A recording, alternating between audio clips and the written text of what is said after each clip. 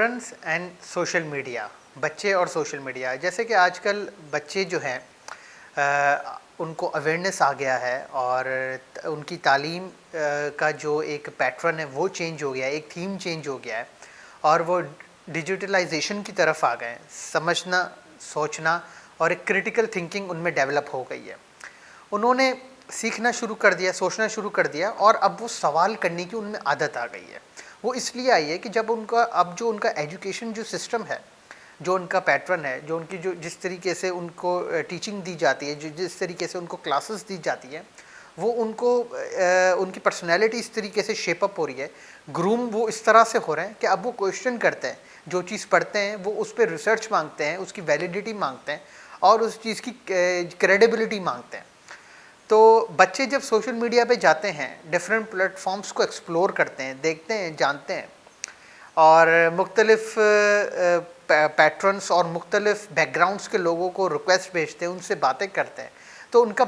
हॉराइज़न जो है वो ब्रॉड होता है। सोचने समझने की सलाहियत उनकी अच्छी डेवलप होती है, सीखने की सलाहियत उनसे अच्छी डेवलप होती है और फिर वो एक प्रॉपर सोशल एनिमल बन जाते हैं। और जब वो प्रॉपर सोशल एनिमल बन जाते हैं, सबसे पहला चेंज उनमें क्या आता है? Self confidence. और जब वो सेल्फ कॉन्फिडेंस उनमें आ जाता है तो वो सोशल इंगेजमेंट्स में खुद को ज़्यादा से ज़्यादा बढ़ाने की कोशिश करते हैं और वो आराम से अपनी सोशल इंगेजमेंट्स में खुद को डालना शुरू कर देते हैं। जब वो ये चीज़ मेक श्योर कर लेते हैं कि वो सोशल इंगेजमेंट्स में अच्छे तरीके से इंगेज्ड है, सीख सक रहे हैं, समझ सक रहे हैं, जान सक रहे हैं, तो उनके लिए जो है हॉराइजन्स जो उनके बढ़ जाते हैं, तो उनकी सलाहियत और बढ़ जाती है। और जो काम आज से 15 साल पहले, 20 साल पहले, 30 साल के नौजवान, 25 साल के नौजवान जो 40 साल में, 45 साल में आके करते थे, यही सेम बच्चे इस उम्र में वही काम 20 साल में, 25 साल में वो अंजाम दे रहे होते हैं, क्योंकि उनका एक हॉराइज़न ब्रॉड हो जाता है, उनकी नॉलेज इतनी जो है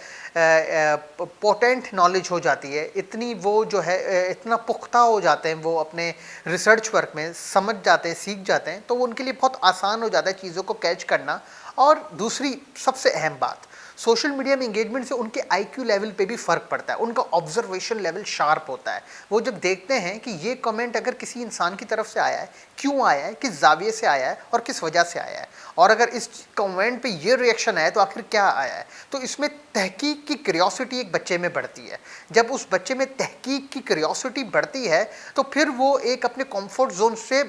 बढ़कर सोचना शुरू कर देता है। जब वो अपने कंफर्ट जोन से बढ़ के सोचना शुरू करता है तो फिर वो एक मुस्तकिल मिजाजी की तरफ बढ़ता है, कंसिस्टेंसी की तरफ बढ़ता है और वो मेच्योरिटी के स्टेजेस की तरफ जल्दी जल्दी बढ़ना शुरू कर देता है, जो उसको एक मुकम्मल इंसान बना देती है, सोशल एनिमल बना देती है, अच्छा एजुकेटेड और अवेयर इंसान बना देती है और मोस्ट ऑफ ऑल सबसे ज़्यादा उसको कंस्ट्रक्टिव सिटीज़न अपनी सोसाइटी का बना लेती है।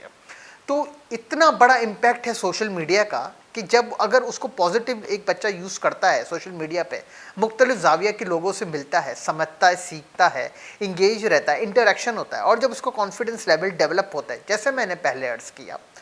तो उसके लिए चीज़ें आसान